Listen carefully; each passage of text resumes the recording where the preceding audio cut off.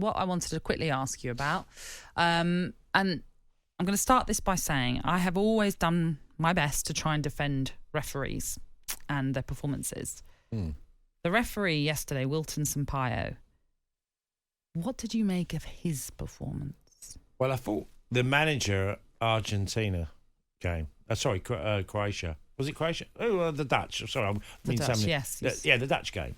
I thought he was awful against Argentina. I didn't think he was much better last night.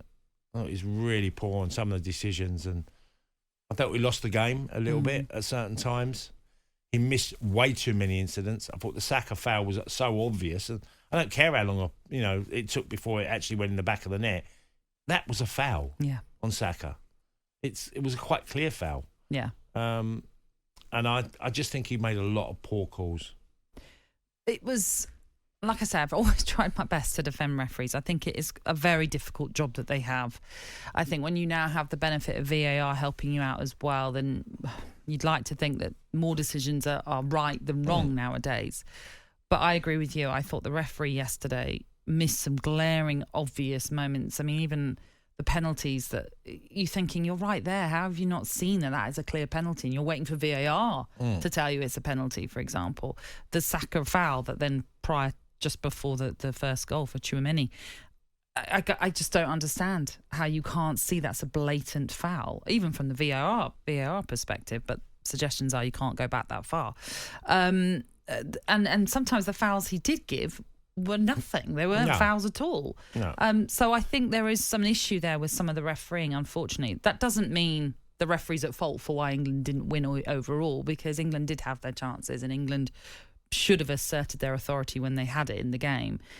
But I do think that performance was poor, and I've seen a lot of people trying to defend that referee, and I don't see how you can, because he was not up to standard. I don't think he wasn't very competent at all. And I think if you're going to look at further competitions down the line, whoever's playing, what you want is your best referees in the last 8. You don't want to be giving guys games and sharing it around because you have to. Yeah. Get your best referees, whoever it may be.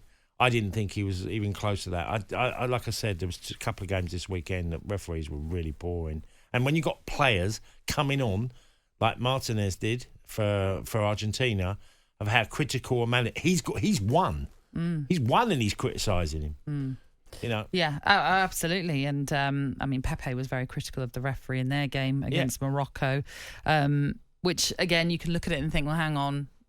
Morocco are down to 10, so it's not like he's siding with Morocco, the referee, in any way, but there are just moments in games, and I think that one yesterday, that referee in the England game just missed some very obvious fouls that maybe I'm not saying the game would have been different, I really am not, because that's not fair, and I'm not going to put everything on the referee, but I just think I can't imagine he's going to be refereeing any further in this tournament after that. No. Certainly not. No, definitely not. A couple of really dreadful performances by referees. It doesn't help, and look, we all recognise it's a really tough call. Make as much as Harry Kane's nervous or taking a penalty, a referee's nervous sometimes with decisions, knowing he doesn't want to make mistakes. But you can give him a bit of leeway, but it was just too often, a lack of consistency at all across the board.